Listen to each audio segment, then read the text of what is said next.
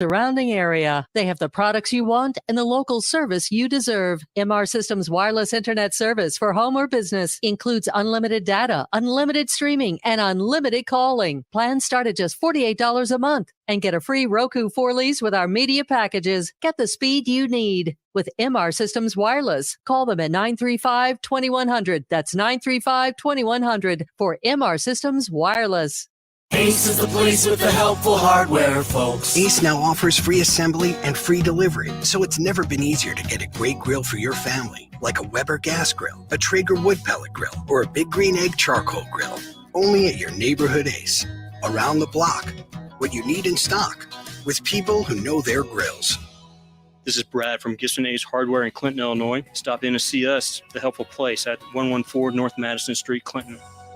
See participating store for details.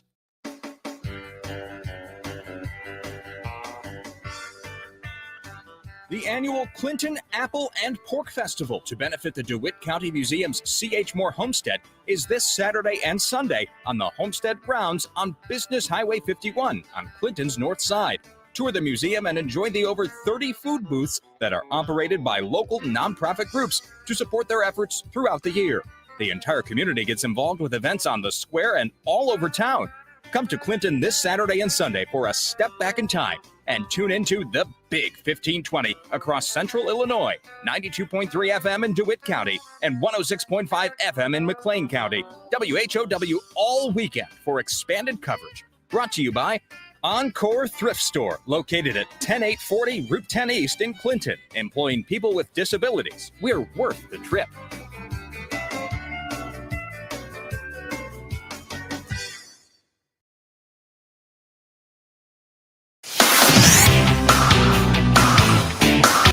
From the Central Illinois, WHOW. Top of the morning. Thanks for being with us. I'm your host today, Seth Lawrence. The WHOW Morning Show is streaming to Facebook and YouTube, brought to you by Peterson Insurance, your Pekin Insurance agent in Clinton.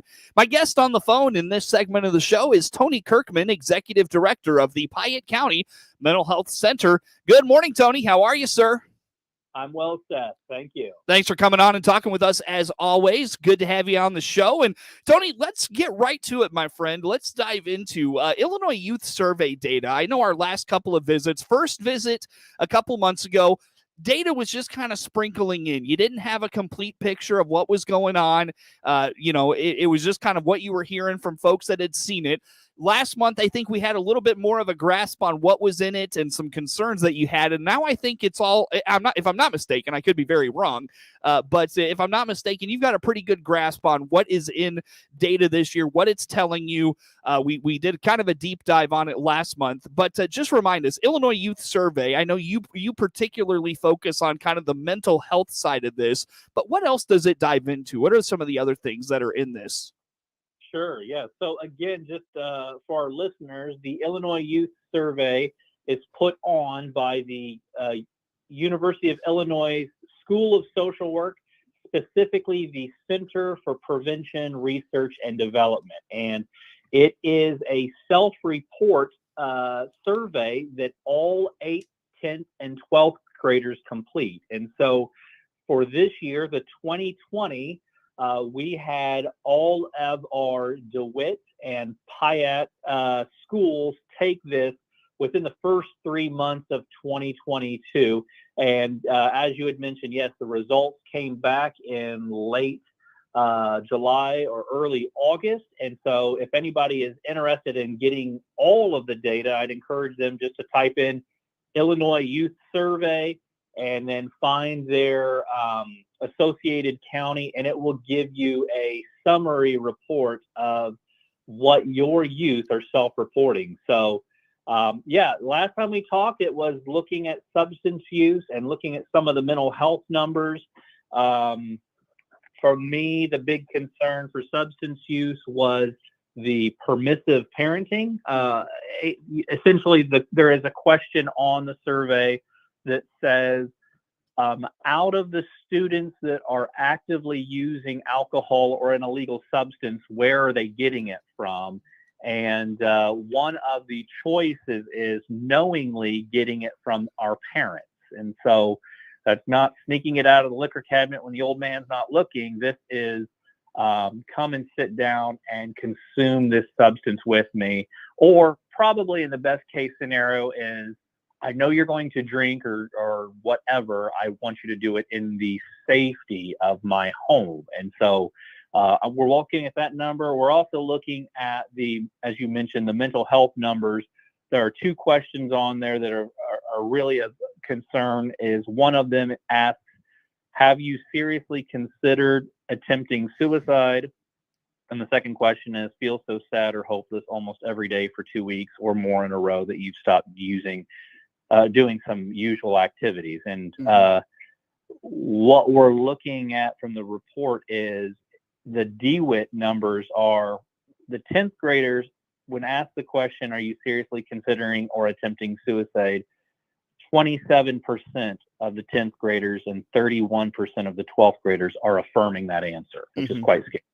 Well, I want to go back to the permissive parenting stuff you talked about, Tony. Just give us like a brief overview from your perspective. Why is that so dangerous? Why is it detrimental for kids to be consuming or doing these things in the oversight of their parents? How about that?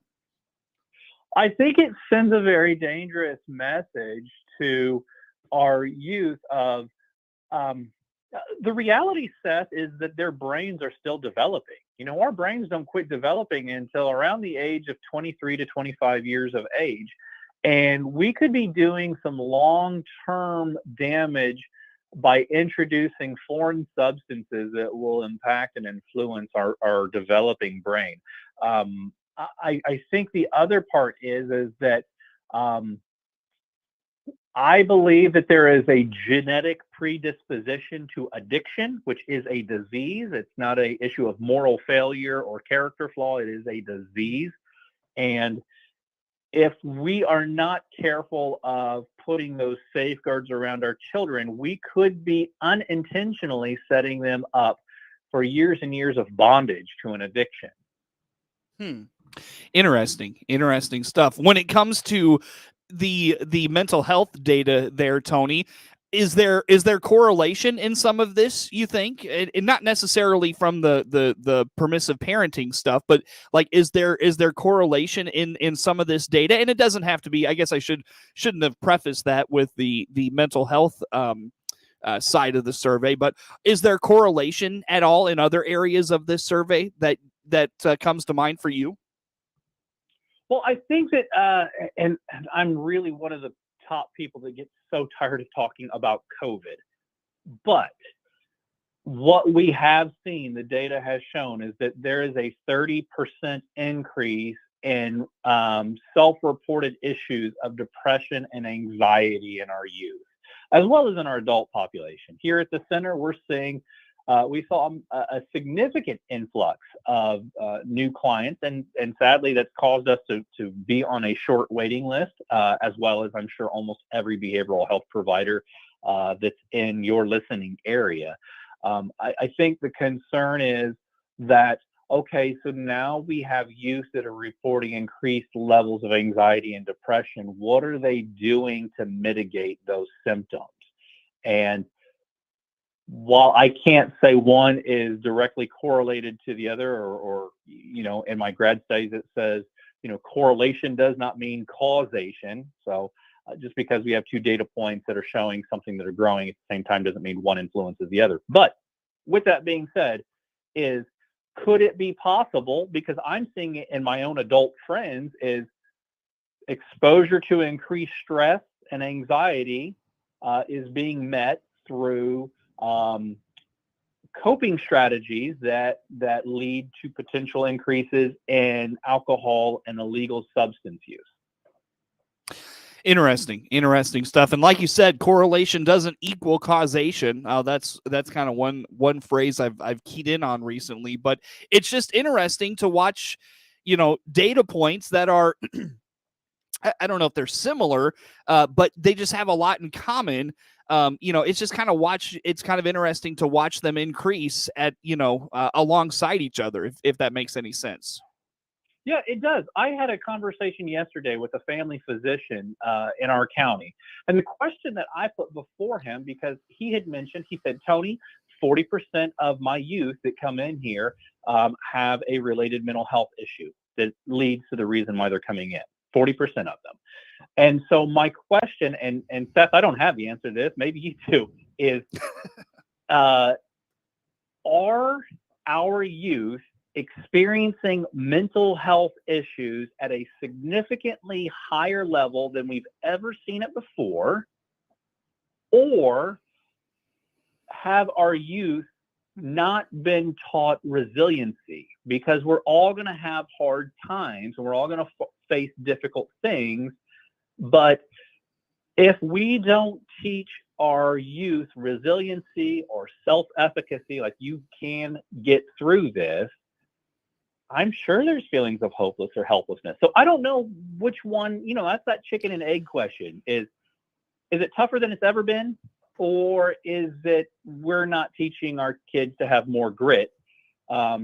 The initial conversation, like I said, with this physician was one of the things that he brought up, which is a great point, is our brains have never had a chance to rest. We are constantly getting bombarded with stress and information, and we don't have this refractory period of allowing our brains to come to a state of rest. And I agree 100% with that. So I don't know what you think, but it's an interesting question to ask. So I'm sure I've mentioned this to you at some point, whether it's in our on-air discussions or conversations off the air. I would direct you to educators, because I want to say it was either shortly before or shortly into COVID. I was talking with a couple of superintendents who, and even, on the show, were talking about how they were looking at, things to do to teach kids grit, to teach kids perseverance. I frankly, Tony, I think it's a matter of kids today just don't have the they haven't been taught resiliency. They haven't been taught, being able to overcome situations and that grit you're talking about. For whatever reason, they just haven't been taught that. That's my opinion. It's based on, conversations I've had with many educators and the things that they see in kids on a daily basis. And, education is kind of one of those places where you really learn that skill. So to me, they would be front and center in noticing those patterns in their kids. Yeah, I wouldn't disagree with you at all. I think I've publicly admitted it. I know I've privately admitted it to you, but I can publicly admit it again. I'm a huge dork, and so I read a lot of books, and the one that I'm on right now is a neuropsychologist, and the book is called Chatter, and it's this concept of one of the things that makes us the dominant species in nature is that we have the ability to project outcomes into our future. Like we can think about, if I do A, that will lead to consequence B, C, or D. And, we're able to kind of place ourselves into the future and plan. Mm-hmm. However, while that's a great superior cognitive skill, it seems to be causing a lot of problems for us right now because we are worrying about tomorrow or reminiscing about the past. And so this book says we actually spend a third of our cognition outside of our present state. So right. That's why mindfulness is essentially just awareness or being in the present, being now is kind of a big thing of just trying to draw people of, hey, tomorrow has enough worries about itself. Let's focus on what we can do now. Yeah. And I agree. Well, and I feel that, Tony. I really do. Like I get caught up in, what am I going to do next weekend? Or I've got this thing coming up. And, I've told people before, it's like a mental block, in my mind. Like, there's something going to be taking place, at X time down the road. Could be 2 days. It could be, 2 weeks. It could be 2 months. But like in my mind, I get to where like I can't think beyond that. And a lot of times that kind of hinders me in, thinking about now and those sorts of things. And just lately been trying to be more present. So totally feel that as you talk here this morning. Yeah.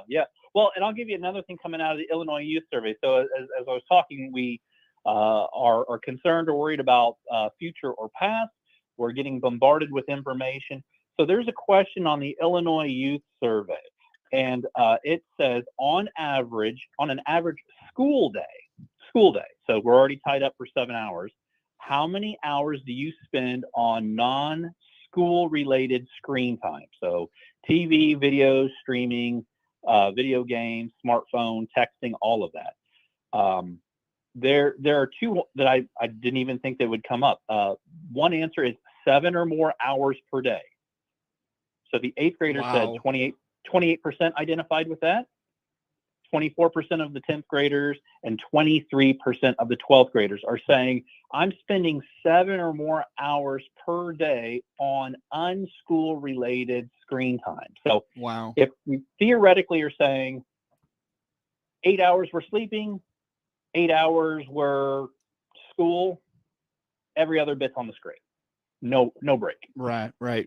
And that's even if they get that's even if they get that 8 hours of sleep, because that could be cutting into their time to sleep. You know what I mean? Right. So and many of us know that they are. I mean, why we allow our children to go to sleep with a cell phone in their hand? Do you really think they're sleeping? No, they're up checking Snapchat, looking at YouTube videos, posting memes. And the School of Medicine recommends that teenagers should be getting somewhere between 9 and 11 hours of sleep a night, because their brains need that rest and to build back that neural plasticity. But if they are, as you said, not sleeping and we're 8 hours plus, that's difficult. Let's dive more into that, Tony, because I'm curious how you think that is impacting maybe other aspects of teens' lives. And you mentioned, you talked about we're seeing kids, deal with, mental health issues, emotional health issues at a greater clip than ever before. I'm curious your take if maybe this is part of it, is the time spent on screen. So let's take a time out. Let's maybe dive into that when we come back with Tony Kirkman, who is the executive director of the Piatt County Mental Health Center, my guest on the phone this morning. More to come on the WHOW Morning Show. WHOW. DeWittDailyNews.com is the area's leading local news source 24 hours a day, 7 days a week. Get the latest local news, obituaries, police blotter, weather forecast, and more with no paywall. Head to DeWittDailyNews.com to get the local information you need to know. For the latest in Central Illinois agricultural news, visit IllinoisFarmRadio.com. Get updated information on markets, weather, ag news, local interviews with NAFB farm broadcaster Jared White, and much, much more. All at IllinoisFarmRadio.com.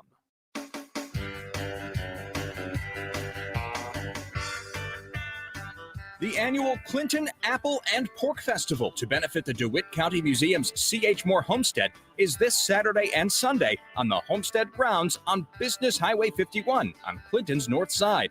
Tour the museum and enjoy the over 30 food booths that are operated by local nonprofit groups to support their efforts throughout the year. The entire community gets involved with events on the square and all over town. Come to Clinton this Saturday and Sunday for a step back in time and tune into the Big 1520 across Central Illinois, 92.3 FM in DeWitt County and 106.5 FM in McLean County. WHOW all weekend for expanded coverage. Brought to you by First National Bank and Trust Company of Clinton, where you can do more with your money. Learn more at firstnbtc.com. Member FDIC.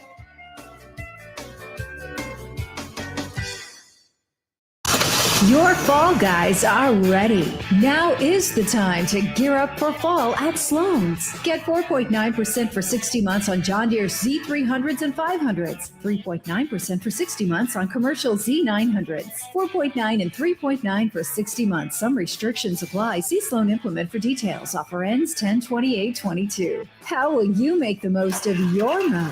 Find out at Sloan's today. Power up with Sloan.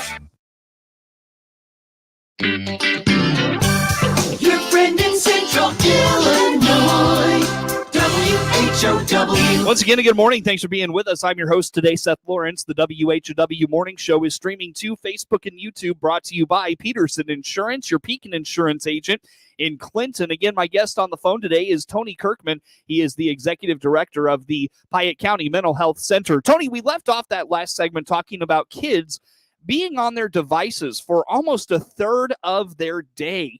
I'm curious, I left off the question there at the end. How much is that impacting their mental health, their emotional wellness, their emotional development, their mental development? What do you think the trajectory is for our kids based on this data that you're talking about? Well, I was talking to my wife about social media and internet and all this stuff. And she made the comment, she said, I think that social media is 95% unhealthy for us. While there could be some good components of staying in contact, most of the stuff that you see online is really kind of negatively skewed or leaves us with negative connotations. So, I've been in workshops where people are talking about social media, and they say, what we end up doing is looking at other people's social media accounts. And so they're eating gelato as they go down the canals of Venice. And I'm sitting here eating beanie weenies next to a campfire. We are comparing our blooper reel to their highlight reel. Mm-hmm. And I agree we don't ever put our worst up online and say, I'm a hot mess and this is what's going on. My kids are driving me crazy. House is unkept and trying to figure out how I'm going to pay for, bills or whatever. I do. I think that I'm very concerned about the acceptability of what's online. And, and it seems like the message that I see online is that there is only one desired outcome. This is the way. This is the way to date. This is the way to raise your kids. This is the way to conduct your business. And, I'm just of the model of, you do you, different strokes for different folks. There's not one way. There is your way, and you should live your best life in a way that is the most healthy and productive for you. Well, and Tony, when it comes to just kids and their screen time, we got into this a little bit before we went back on the air, but it's really exposing them to a lot of things, be it a sexual nature, an informational nature. It's really exposing them to things that maybe they're not ready for from a developmental standpoint. How about that? Absolutely. You're 100% on target. Again, the last part of our brain to develop is the prefrontal cortex. So if you look at the brain, it's essentially the very, very front part, the stuff that's right behind your eyes. Prefrontal cortex is responsible for executive functioning. And executive functioning means this. It means emotional regulation, impulse control, risk assessment, moral development, and if you and impulsivity. So if you have all of those issues that have yet to be developed in your brain, and you expose something that is endorphin or dopamine driven like sex to a developing brain, we know that the brain is an amazing organ that is trying to function like a supercomputer. Sure. It is trying to function as fast and as efficient as it can. And sure. So Tony, I don't mean to do this to you. I hate to cut you off, but I have to. I got to let you go. Tony Kirkman, Executive Director of the Piatt County Mental Health Center, on the phone with us. With SRN News, I'm Rich Thomason in Washington. Hurricane Fiona is lashing the Turks and Caicos Islands with torrential rains and very high winds. It's a powerful